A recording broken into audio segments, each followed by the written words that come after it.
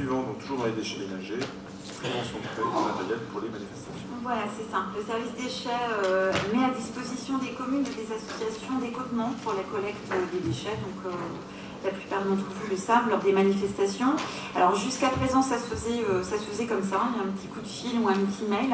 Donc il n'y avait pas de document pour acter ces mises à disposition et on s'est rendu compte en fait que certaines communes et certaines associations ne respectaient pas toujours les consignes et que ça pouvait avoir des conséquences, notamment lorsque certaines associations prennent rendez-vous pour rendre le matériel ou venir chercher le matériel à telle date, notamment le rendre, des fois elles ne viennent pas. Ce qui fait qu'on a mobilisé un agent qui attend de réceptionner et que le matériel est parfois attendu dans une autre commune ou pour une autre manifestation et qu'en fait ça pose des problèmes en cascade. Donc le service a travaillé à une convention de mise à disposition de matériel et de services.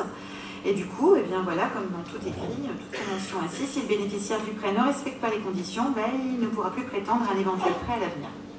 Voilà. Donc, alors, par ailleurs, le service propose d'accompagner les organisateurs dans la gestion de leurs déchets. Donc, on se propose de former par exemple, l'association au tri, d'adapter les contenants et la signalétique au type d'événement. Donc ça, voilà, si on peut tout à fait modifier les choses à la convenance des associations ou des communes qui le souhaitent. Et puis, on peut aussi proposer des solutions pour réduire la production de déchets. Donc je vois bien, il y a un tableau juste après, donc vous allez vous précipiter pour voir si vous êtes cité l'association que vous connaissez, c'est classique. Donc il peut y avoir des erreurs sur le tableau, mais en fait comme souvent on est interrogé en disant « Ah oui, concrètement vous avez des problèmes, ah oui, concrètement ça touche quel ?» Donc voilà, le service a souhaité lister un petit peu les problèmes rencontrés sont des problèmes rencontrés, voilà, c'est pas très grave, maintenant on met les choses à plat. Donc les principales clauses de la Convention sont une priorité quand même d'utilisation du matériel, d'abord pour les services de la communauté d'agglomération et ensuite pour les associations et communes qui sont membres de notre communauté d'agglomération, mais on peut évidemment aller au-delà si on a du matériel disponible. Il y a une mise en place de procédures d'emprunt, il y a un retrait et un retour du matériel aux frais du bénéficiaire. Il y a une intervention des services de la communauté d'agglomération pour la formation et l'accompagnement des bénéficiaires en termes de sensibilisation à la gestion des déchets, je vous l'ai dit. Il y a une obligation d'assurance et de réparation des dommages causés du matériel, donc ça, voilà.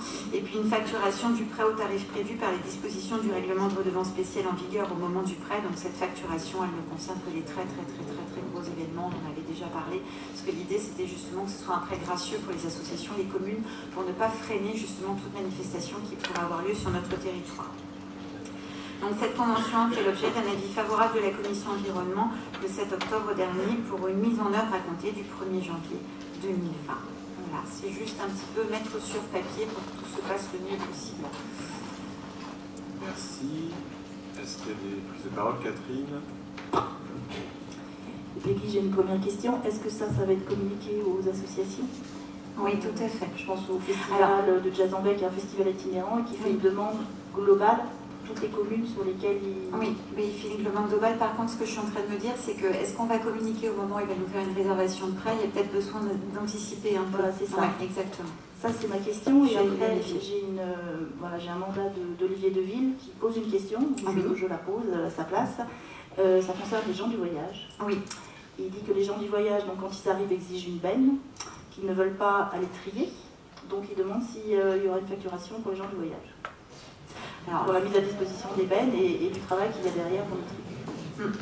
Alors ça c'est moins de mon ressort, il faudrait que ce soit un travail qui soit fait en concertation avec le service qui a délégation sur l'accueil des gens du voyage pour qu'on puisse envisager quelque chose. Alors il nous est déjà arrivé d'aller sur site et quand on sait qu'ils sont installés pour un temps plus ou moins long, je pense notamment à Saint-Quentin, d'aller proposer une formation. Donc on a l'ambassadrice du tri qui est allée sur le terrain expliquer un petit peu l'intérêt du tri, la mise en place de containers séparés.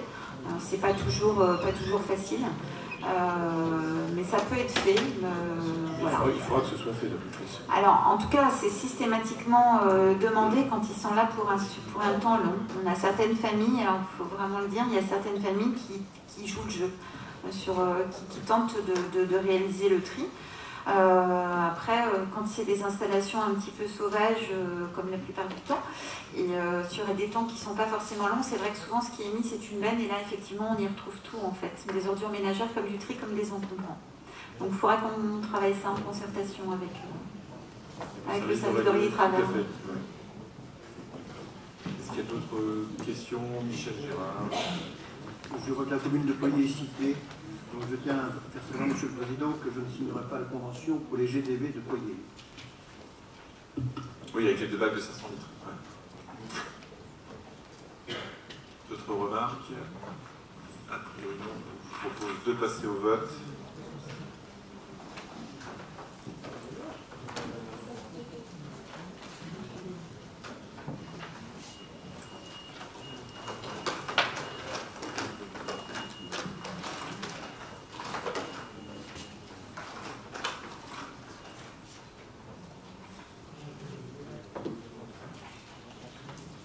Cette convention est adoptée à une large majorité avec 123 votes favorables, aucun vote défavorable et une abstention.